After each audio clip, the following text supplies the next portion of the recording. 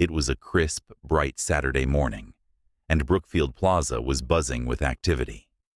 Known for its exclusivity and upscale stores, it was a place where only the wealthiest in town shopped.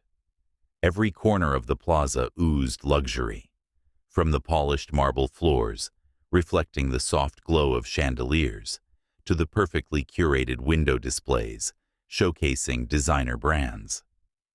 Shoppers strolled through the halls, carrying bags from high-end boutiques, their expensive clothing and accessories reflecting their affluent lifestyles. For these people, a trip to Brookfield Plaza wasn't just about shopping. It was a statement of status. Among the morning's early visitors was Angela Whitmore, a 45-year-old socialite known for her wealth and sharp tongue. Angela was dressed impeccably in a tailored beige trench coat, paired with high-heeled boots and a limited-edition handbag. Every step she took was purposeful, her heels clicking loudly on the marble floor, drawing attention wherever she went. Angela had one goal that morning: to find the perfect pair of shoes for the upcoming charity gala for children's education. Although she attended the event every year, her interest had little to do with the cause. For Angela, the gala was more about being seen among the city's elite. She prided herself on always making an impression, and this year would be no different. Angela's life had always been one of comfort and privilege. She was born into an affluent family and married an equally wealthy real estate magnate. She had never experienced financial hardship, and because of this, she often judged others harshly, believing wealth was the only true measure of a person's worth.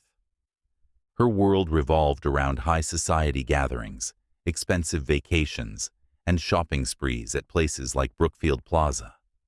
And on this particular morning, Angela had no idea her perception of wealth and people was about to be challenged in a way she never expected. As she approached Prestige Luxe, a boutique known for its exclusive designer shoes, she spotted something, or rather, someone, that made her pause. Standing just outside the entrance of the boutique was a black man.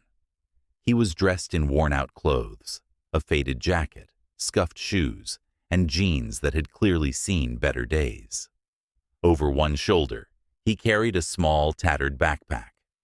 Despite his appearance, he stood tall, calmly observing the window display of high-end shoes. Angela's brow furrowed in irritation.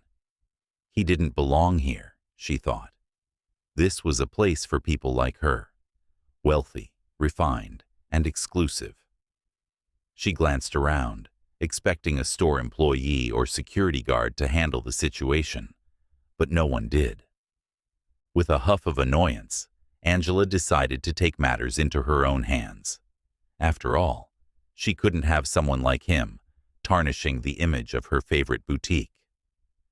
Angela strode toward the man, her heels clicking sharply on the marble floor. She stopped a few feet away from him, her expression cold and condescending.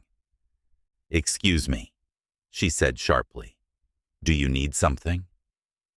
The man turned to her, his expression calm and polite. "No, ma'am. Just looking," he replied. Angela's eyes narrowed. "Looking?" she repeated incredulously. "This isn't exactly a place for window shopping. If you're not planning to buy anything, perhaps you should move along." The man didn't respond right away. Instead, he smiled faintly and said, "I was just admiring the display. Beautiful store." Angela wasn't satisfied with his response.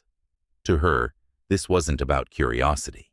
It was about keeping people like him out of spaces reserved for the wealthy. "You can admire it from a distance," she said icily. "This boutique caters to a very specific clientele. Perhaps you'd be more comfortable elsewhere." The man's expression didn't change. He met Angela's gaze steadily, showing no sign of anger or frustration. His calm demeanor only seemed to irritate her further. Without waiting for a response, she turned on her heel and walked toward the entrance of Prestige Luxe. At the entrance, Angela approached a young sales associate who had been watching the interaction nervously. The associate, a woman in her 20s, seemed unsure of how to handle the situation. "Is there a problem, ma'am?" the sales associate asked hesitantly. "Yes, there is," Angela replied, her voice brisk and authoritative. "That man has been loitering outside your store, and frankly, it's making your customers uncomfortable. You should call security." The sales associate glanced toward the man, uncertainty flickering in her eyes. He didn't seem threatening, just calm and polite, but Angela was a regular customer, and her word carried weight. "I'm not sure," the associate began, but Angela cut her off.